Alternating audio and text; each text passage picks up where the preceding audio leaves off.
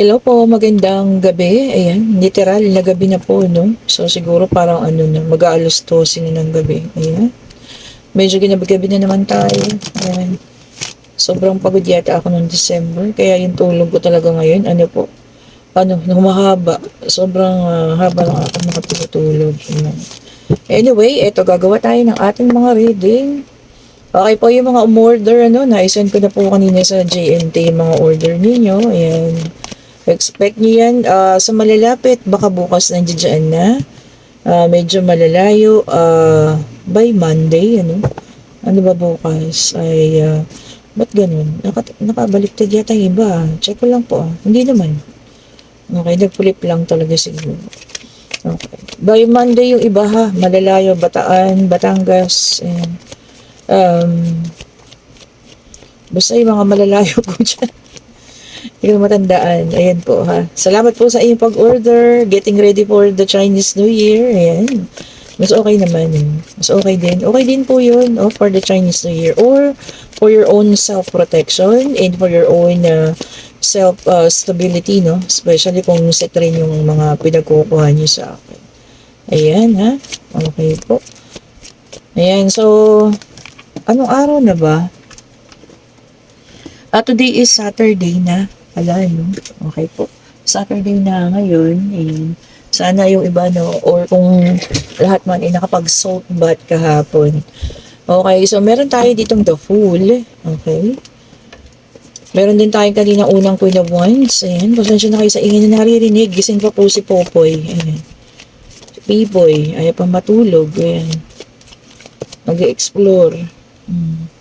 And then, meron tayo ditong Ten of Cups. And of course, ang ating Justice.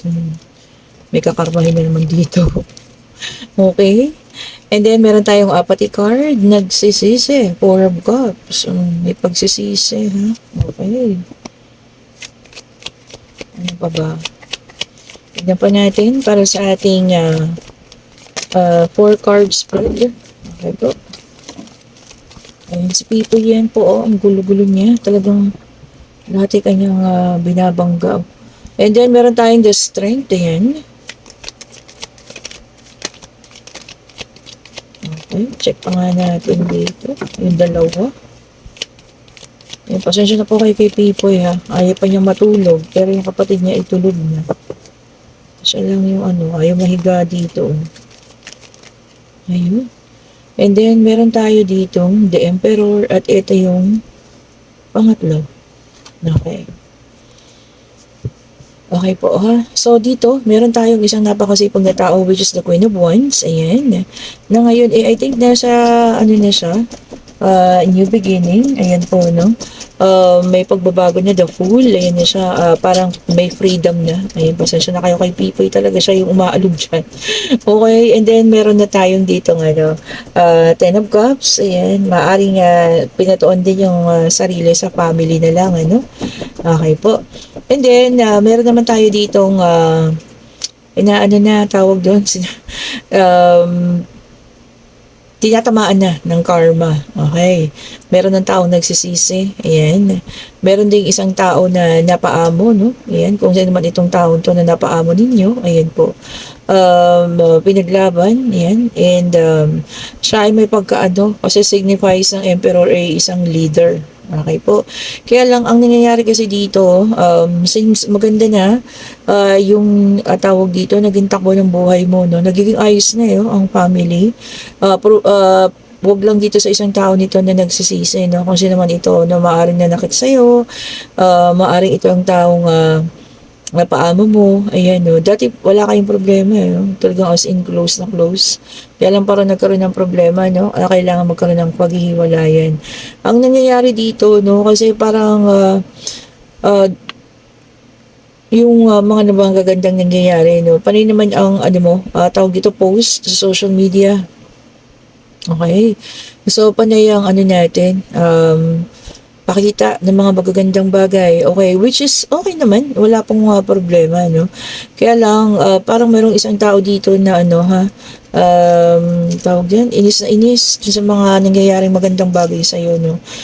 Kung ako sa'yo, since may mga tao talagang hindi gusto, no, na maging maayos ka. Wag mo na muna i-post lahat ng nangyayari sa social media. Ayan, although itong isang taong ito nagsisisi, ayan, no, kasi nga nakikita niya masagana ka na, no. Meron pang isang tao naman na talagang ano, yung siguro siya yung inabot na ng karma, ha. Maaring ito yung ng agaw sa person mo, no? At ngayon kinakarma na, ayan, inis naman siya sa mga nakikita niya sa'yo sa social media, no? So, ayan. O, parang inggit. Sobrang inggit pa rin siya sa'yo, no? So, ayan po. So, once na ganun, ano, so parang ini-invite natin eh. Ini-invite natin yung negativities. So, if nararamdaman mo, alam ko nararamdaman mo yan kasi the strength, no? Alam kong ramdam mo rin yan na may mga tao talaga na nagtitingin sa social media mo and nararamdaman mo na talagang binabantayan nila yung bawat kilos mo, no? Tigilan mo po muna. Stop it. Stop natin yung ano, pagpo-post natin ng magagandang bagay na nangyayari sa atin. Kasi ini-invite ng ano, negativity, ha. Okay po, ini-invite ng negativity. So, yung kumbaga yung hindi magagandang bagay, yun ang iniisip sa ng taong iyon. Sobrang pagka inis niya or galit niya, no? Yun ang nahihila mo, yung negative energy niya. Kumbaga sa isip niya, hindi. Sabi niya gano'n. Darating araw, mamalasing ka rin. Mga ganyan-ganyan, ano? So, kumbaga, nakahatak mo yung mga negatibong energy kung sino man itong taong ito na, alam mo yun, baka maaaring ito yung naging cause ng paghihiwalayan ninyo or siya yung third party, no? Parang ganyan. Kasi nga, nakikita, maganda na yung buhay natin. So, ingat-ingat po, ha? Sa pagpo-post din natin sa mga social media. Ako kasi mas okay sa akin yung tahimik na lang, ano? Yung mag-post ka ng isang beses sa isang buwan, parang ganun, okay na rin. Ayan. Kumbaga nai-imbibe natin yung inggit, no? Na hahatak natin yung inggit niya sa katawan. Oh. Ayan na, which is a negative energy. Okay po. Baka mamaya nakakadulot na rin sa'yo yan ng ano, yung parang biglang-bigla para ka na stress. Ganun, ano? So, ayan po, ha? Iwas-iwasan po muna natin kasi may taong nagmamanman. Ayan. Nasobra yung galit, ha? Nasobra yung inggit sa katawan. Ingatan po, ha? Okay? Huwag po muna masyadong mag-post. Although, alam ko na masaya, maganda yung mga nangyayari sa buhay natin ngayon, pero kailangan din natin ingatan po, ha? Mismo yung ating sarili. Ayan. And, syempre, kung may tourmaline na kayo, which is okay naman, at kung meron na kayong mga evil eye, okay rin naman. Kaya lang po yung everyday, ano, nakapost ka sa social media, maganda yung nangyayari sa'yo. Tapos yung galit niya naman, lalong namumuo. Naku, mas mahirap po yun, ha. And then, meron tayong Queen of Pentacles, which is an earth sign. O, Queen of Wands na, Queen of Pentacles pa. Ayan. Sabi rito, maging reliable. Ayan. Sabi rito, working parent. O maaari nga mag-isa ka na lang, ano? Kasi nga, iniwan ka na nga nun, nung taong yun, na nagsisisi na rin naman sa ngayon. Ayan. Maaring sumama nga. So, mag-isa ka na lang, working parent. So, bigyang focus po yung ating financial muna, ha? Ayan, rather than posting on social media. Ayan. Focus muna tayo sa mga anak, sa financial, ganun, ano? And then, meron tayong Three of Cups in reverse, which is a water sign. Ayan, dalawang water, isang earth, dalawang water. Isang water, sorry. Cancer, Scorpio, and Pisces. Ayan. Sabi rito, isolation. Ayan, sabi nga, no? Maging ano muna daw, self-love. Ayan. So, sabi nga, 3 is a crowd. Humiwalay-hulay ka raw po muna sa mga ano, yung mga heavy partying, ayan, yung mga tinatagtag ka, ganyan, ano. Masasaya yung mga nangyayari sa'yo, ayan. Kasi nga, nai-imbibe mo yung ano, negativity ng isang tao. Ewan ko kung bakit siya ay, siguro inggit din, ano, galit siya sa iyo. Then, meron tayong King of Wands, which is a fire sign. Ayan. So, meron ko na talaga makikilala. This is a natural born leader. Dalawang beses na, oh. Kanina, the Emperor, and din naman ngayon, isang King of Wands. So, medyo mature siya sa iyo. If hindi mo pa siya if nakilala mo na siya, I'm sorry, no? Maaring nakilala mo na siya ngayon. Ayun nga pa yung characteristics niya, no? It's a natural born leader. Ayan. matured person. Not necessarily matanda ha. Maaaring mature din mag-isip. Yan ha, panibagong tao para sa'yo. And then, meron tayong the tower, which is a fire sign. Ayan, may pagbabago. Ayan, and maaaring siguro, no, the tower kasi gumuho yung the tower. Kaya siguro ganun ang inggit sa'yo ng taong iyon. Baka nagkakaroon sila ng problema ngayon sa financial. Kung sino naman yung sinamahan niyang tao, no? Kung nung dati, nakuha niya yung person mo dahil sa financial, ayan, dahil ibinigay niya lahat ng gusto, ngayon nagkakaproblema sila. Maaaring bumabagsak na yung kabuhayan, at ikaw naman paayos na yung buhay mo. O, kaya ngayon, yung inggit na mumuo sa kanya, ha? O, so ingat-ingat po. Do not post anything muna, ha? At mainit ang mata sa'yo ng taong ito ngayon. And then, meron tayong the devil, which is a earth sign. Ayan, ha? So, ayan. Toxicity. So, iba daw po makakaranas ng toxicity, no? Maaaring sa trabaho, maaring sa relationship. Pag sa relationship naman, ako, pagka-toxic ha, alam nyo na yung dapat gawin dyan. Especially kung paulit-ulit na, hindi na po kailangan tambayan yan. Pwede nang iwan. Di ba? And then, meron tayong Seven of Cups, which is a water sign. Ayan, earth, fire, and water. So, wala pa rin tayong air na naman.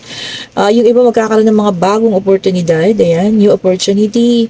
Pwedeng trabaho ito ha. Pwedeng trabaho abroad, dito sa Pilipinas. Ayan, marami kang pagpipilian. This is a water sign. Okay po. So, sa mga taga-tubig dyan, tingnan-tingnan ninyo ha.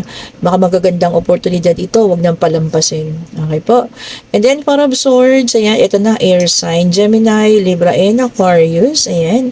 Yung iba nasa relaxation mode pa rin, ayaw pang pumasok. Diba? Nga naman, Pasko pa, Pasko pa. Diba? Siguro by Monday, so talagang niya, masiset na yung mga isip natin na, eto na talaga. Kailangan na nating maghanap buhay. And then, meron tayong the justice, 2 beses lumabas, which is an air sign. Ayan, justice. Sabi niya, truth and clarity. Yun nga. So, makikita mo na ang katotohanan ng iba sa inyo, makakakita ng katotohanan or malalaman ng isang bagay na katotohanan. Ayan. Or makakatanggap na rin ng pagpapala, and pwede rin yung karma, mapupunta na doon sa mga taong deserve ninyo yun, ha? Kung ano man yung ginawa nyo na nakararaan, sabi ko nga, karma is just around the corner, okay? What comes around, goes around, ayan po, ha? So, kung ano man yan na ginawa ninyo, kung maaaring kung kayo yung tawag dyan na loko, or kung maaaring kayo yung nawalan ng kaperahan dahil sa isang tao, ayan, babalik na po sa inyo, 3 times pa, yung mga bagay na nawala po, Basta magtiwala ka lang, maniwala ka sa Diyos. Ayan. And then, meron tayong the High Priestess, which is a water sign. Yung iba sa inyo talaga makakakita ng isang sekreto or isang misteryo daw. Ano ba yan? Hidden, nakatago. Tungkol saan kaya yan? Maaring tungkol sa iyong pagkatao, maaring tungkol sa pamilya, sa minamahal sa buhay. Ayan, kung ano man po yan, Sana maging maayos, ayan, matanggap ng maayos. Okay po. And then, check pa nga natin. Sa maraming pangyayari, ha? Maraming pangyayari. Kunin nyo yung para sa inyo, titapon ng hindi. Ayan. And then, meron na naman tayong Queen of Wands in reverse, which is a fire sign, self-respect. Ang ganda, di ba? So, sa ngayong taon na to, bigyan ng respeto ang sarili. Huwag na po nating ibaba or ipilit yung sarili natin sa mga taong ayaw sa atin, ha? Huwag na nating ibaba or i-ano na yung mga sarili natin. Gayahin natin yung nandun sa tawag dito sa ating unang reading, So, binago niya yung sarili, Kaya lang yung nga lang kakapost niya sa social media, nai-invite niya yung negativity. Di ba? So, meron din tayo ditong Six of Cups in reverse, okay? So, meron pagka-delay sa pagkikita, sabi rito. Water sign yun, ha? Bumabaha, maraming tubig ngayon. So, may delay sa pagkikita. Baka maaaring meron kang taong kikitain. Merong maaaring magbabalik sa buhay mo. Kaya rin magkakaroon ng delay. Ayan. Kung ano man yan, malalaman mo rin daw, So, pero sa ngayon, delay muna yung inyong pagkikita. And then, meron tayong temperance, which is a fire sign. Ayan. I-balance ang lahat. Tama nga naman. Okay po, mas maganda yun, ibalanse muna natin, ano, kung ano man yung mga bago at pagagandang pangyayari sa buhay mo, ibalanse mo lang. Ayan. Para sa akin, kung maganda yan, no need to post it, ano, especially kung araw-araw ka nagpo-post, ayan, para makita lang nila, huwag kang mag-alala. Kasi pansin na nila yung pagbabago sa buhay mo. Nakikita na nila na mas maganda yung buhay mo kaysa sa kanila, ha? Ang nangyayari kasi nai-invite mo yung negativity, baka mamaya wala ka mga suot ng mga charms or panangga. Naku, papasok muli yan sa buhay mo, ha? So, yun lang po. Kung may mga ganun tayong nararamdaman, ligo na tayo ng salt bath. Yan. Kung wala kayong mga charms dyan, ha? And then, ito na ang ating yes and no card. So, ito po, ha? Pwede na kayong magtanong tungkol sa love life. Pwede rin financial. Pwede pag-travel. Ayan. At ito na. Kita niyo ba yun? Talagang nagpupumiglas. Ayan. Kung ano man, ha. Ayan po na inyong tinanong. Ito po ang kasagutan. And yes, same thing. O, tingnan niyo si Angel Temperance. O, ayan po, ha. Ibig sabihin, pagbabalanse po, ha. Ibalanse ang lahat. And then, meron tayong number 14. Kung ano man yung tinanong mo, pwedeng 14 days from now, 14 months, pwede ring 24. Okay po, so i-check nyo na rin. Pwede rin sa January 14 or January 24. Okay, kung ano man yung chinek ninyo, flight ninyo, pag-alis ninyo, no, na kailangan ng date, ayan, merong numero dyan. Check nyo na lang po. Okay, and kung nagugustuhan ninyo ang ating reading, pa-like, pa-subscribe, and hit the notification bell para lagi kayong updated sa mga bago nating nire-release ang mga videos po, ha. And kung kayo yung ang tawag dito, tina-target nito mga negative energies na to, umpisa pa lang ng taon, ha. Eto na, ano na to, kontrahin nyo na. Ayan, so siguro mas maganda, magsuot na tayo ng mga charms. Ayan, pwede na kayo mag-order sa akin, yung link nandyan lang sa description box po, ha. Ito ang ating mga evil eye. Ayan, itong isa sa magandang palangga, ayan, ha, para back to sender kung ano man yung mga iniisip nyo sa yung hindi magaganda po, ano. Okay, and kung gusto mo mag-concentrate sa love life, syempre ang ating rose quartz, ayan po. And itong mga, ayan, ito maganda to, ang black tourmaline turns negative energy into positive. Ayan, yung mga nakakaranas na parang, teka muna, parang hindi maganda yung unang araw pa lang ng taon na. Ibig sabihin po yan, na-invite ninyo yung mga negative energy, ano. Ayan, so kayo ng tourmaline para maging positive siya. And of course, ang ating amethyst, ayan, para din ito naman sa good luck and good health. Ayan po. And jade, kung gusto niyo ng stone from the heaven, napaka-powerful din yan. Ayan, kung gusto niyo rin itong ating black rose tourmaline, ayan po, para sa mga sumpa-sumpa, baka hanggang umabot na sa ganun, ano, yung galit niya sa'yo, ayan, para ma-reverse yan at siya yung magkaroon ng ganun, ano, itong rose quartz. And then, meron tayo ditong combination of black tourmaline and the tiger eye for wisdom yan and clarity. Okay po. And kung sino may gusto, ito ang ganda nito. Ayan o, amethyst with tiger eye. Ayan. So, ayan po ha, ang ganda niya. Bagong release po nila yan, ano, amethyst with tiger eye. Pwede nyo i-request sa akin yan kung order kayo ng amethyst. Pwedeng ito po or yung isa, yung classic natin. And meron din tayong tiger eye for wisdom and clarity, no, para malaman nyo kung ano talaga yung tawag dito mga gusto ng mga tao sa inyo, no? Tawag ito, yung mga intention, ayan, mga taong bagong tao makikilala ninyo. And of course, ang ating citrine mantra. Ayan po ha, citrine mantra is for financial stability. Wala nang dapat patunayan. Sabi ko nga sa inyo, marami ng kwento yan na napatunayan po ha.